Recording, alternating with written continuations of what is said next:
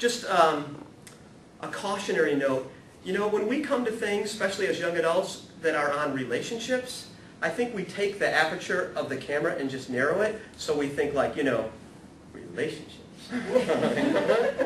And we think, like, I had a significant other, and then he wasn't so significant.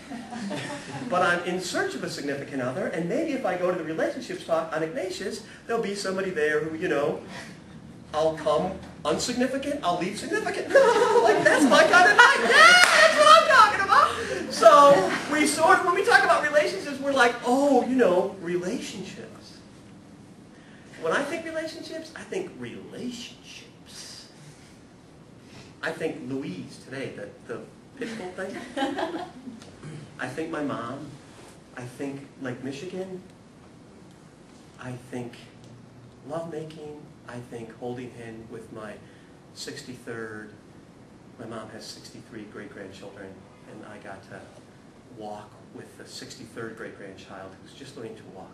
And she held my hand with that, you know, when they hold your pinky with their whole hand, and the whole thing is adventure. And like, you don't know if she's going to make it to the coffee table. She's like, and she looks up with those eyes like, damn, I'm good. Like, look at me, I am going. I was in relationship with my great niece. I hope that in lovemaking I'm in relationship. I'm in relationship with my mom when I hold her.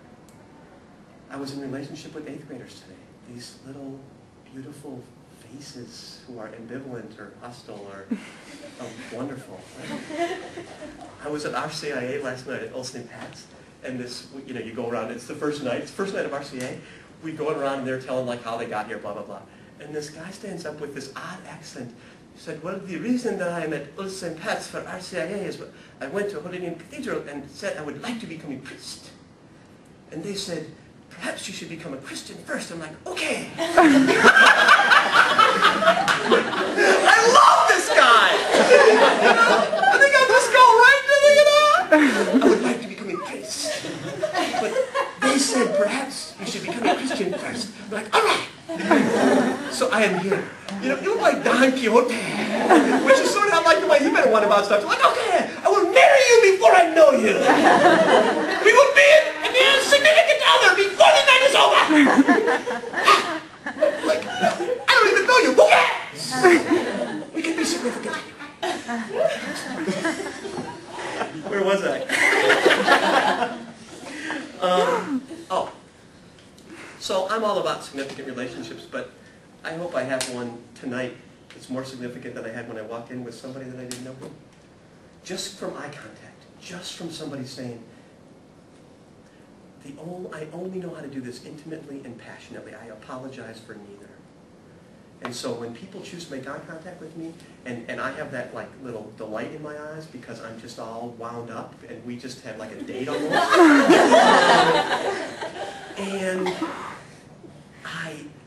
And people decide to be reciprocal, I feel intimacy. And we might not even ever get to know each other's names, but we've been together.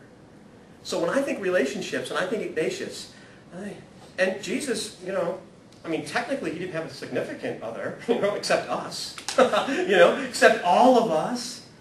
And we're supposed to be brothers in Christ with Jesus, so I guess we're free to enter into significant relationships. Isn't it funny, like, oh, a significant other, why can't we be significant? And I realize, I'm not suggesting that that particular way of being together is insignificant or like, oh, don't worry about that.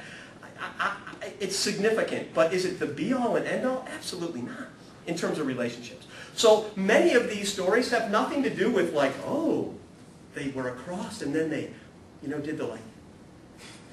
And then Ignatius was like, yes, this is good discernment. I think this was meant to be. I'm feeling the magis now. So, is it possible that we can encounter God in relationships all the time in ways that are breathtaking and that we would never have anticipated? I would like to say in no uncertain terms, yes it is, if you pay attention. If you're open to it, if you cooperate. So Rachel Naomi Raymond tells this story. Airports Even familiar airports are very difficult to negotiate alone when you've lost a good deal of your eyesight, as I have. Boarding a recent flight out of San Francisco, I sank into my seat with relief and belted myself in. I was seated in the bulkhead on the aisle. The window seat was occupied by an elegant older gentleman. There was an empty seat between us. Those of us who fly, when that empty seat, you're like, sweet. You know, because there's space then. I'm not out, and some of us like to talk. I like space. So there was an empty seat between us, looking to escape the tension of the past half hour. I put my purse on it, took out a murder mystery, and began to read.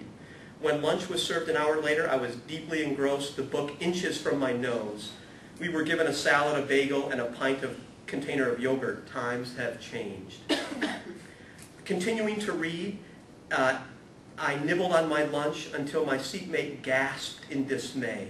Turning my head slightly, I saw that he had upset his full container of yogurt onto the floor, spilling it onto his shoes, the rug, and part of his overnight bag. He was looking out the window. I waited for him to take some action, but nothing happened. I looked down again. I saw that he was slowly drawing back his right foot, the shoe covered with yogurt, until it was almost hidden under his seat. I could now see his left foot clearly. His ankle was swollen and a metal brace emerged from his shoe. His left leg was paralyzed.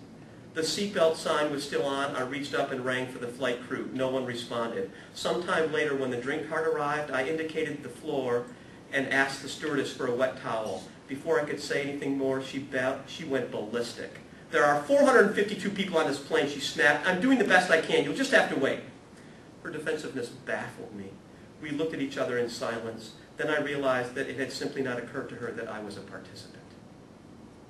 "If you bring me a wet towel, I will be able to get that up," I said quietly. She hesitated, and I wondered if she heard. Then she raised her eyebrows, turned on her heel, and brought a towel. After the car had passed us, I looked again at my seatmate. He continued to look fixedly out the window, his left foot motionless, his right hidden under the seat. "I used to love to fly, but I find it difficult now," I said, and I told him that in the past 3 years I had trouble seeing.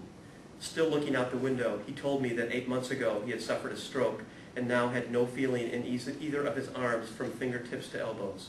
Yet he had flown halfway across the country, sometime to spend some time in the home of his son. He was speaking almost in a whisper. I leaned toward him to hear. "Since my stroke, I am incontinent," he said. "I have to wear a diaper." I nodded, marveling at the choreography of this chance seating arrangement. "I have an ileostomy," I said. He turned to look at me and asked what that was, and I explained that my large intestine had been surgically removed and I wear a plastic appliance attached to the inside of my abdomen to collect my partly digested food. I added, "Even after 30 years, I'm concerned that it may leak, especially on a plane." After a moment, we smiled at each other. Then he looked at the towel I was holding, and I looked down at his feet. As we talked, he had brought his right foot out from under the seat. "May I asked, motioning to the towel. Kneeling, I began to wipe his shoes. As I was doing this, he leaned forward and he said to me, "I used to play the violin."